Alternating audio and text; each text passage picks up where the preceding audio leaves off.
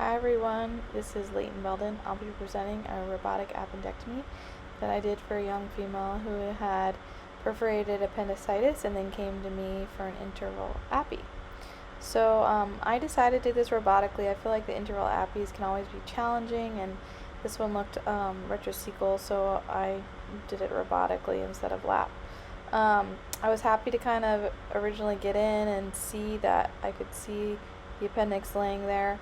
I work to kind of lift this appendix up here, and I do have 4 arms just for added retraction. So that's a tip up that's holding up the cecum. You have to be real careful when holding bowel with some of the instruments like the forced bipolar or the fenestrated bipolar. They can damage the colon, and I'm going to start skeletonizing the appendix here off this mesocolonic fat, and the tip is right there.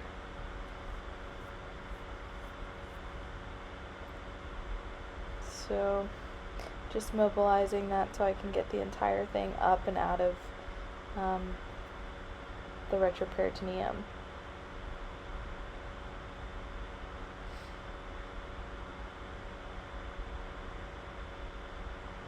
So I'm going to try to make a window here in the mesoappendix that I can get my grasper through, so that I can bring my stapler in and staple the appendix off at the base.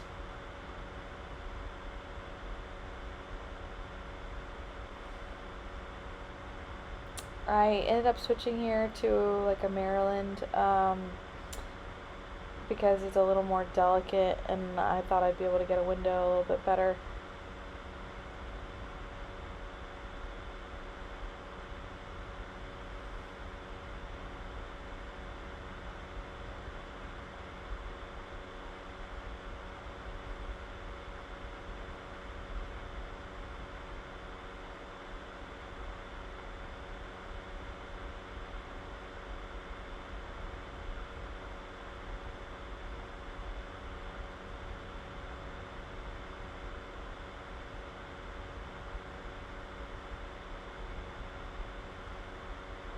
So I've made a window now, and I just need to expand it. I'm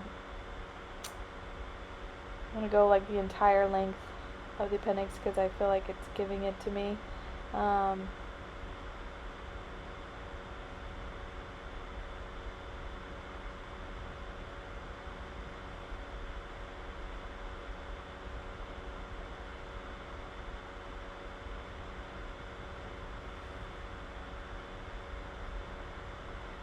Alright, now I'm going to bring my Sureform, this is a 45mm stapler in, clamp, make sure I'm happy with where it's located.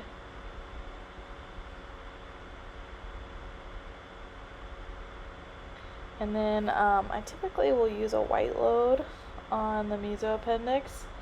I just feel like it's faster, but you could do it, you could find the appendiceal artery and burn it separately.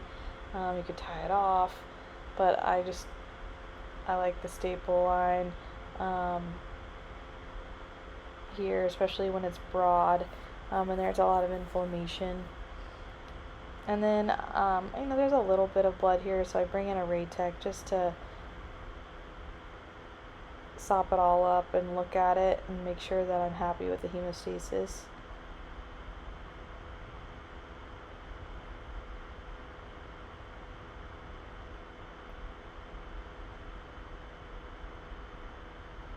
So this video is like very minimally edited. I only edited kind of like my exchanges of instruments, and it is sped up 2 times.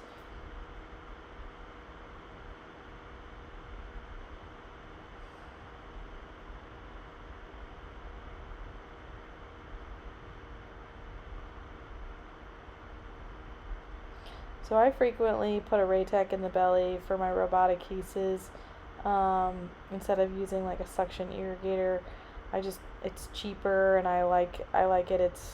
I don't have to worry about replacing instruments a bunch with a suction irrigator or anything like that. This is my first move, and as long as you take the Raytech and stretch it out, you can easily get it through an 8, and then when you give it back, you have to make sure that you give them the tip. So I bring in an 8mm endo catch bag through, and it easily goes through that port, although that's a 12mm port where my stapler came in.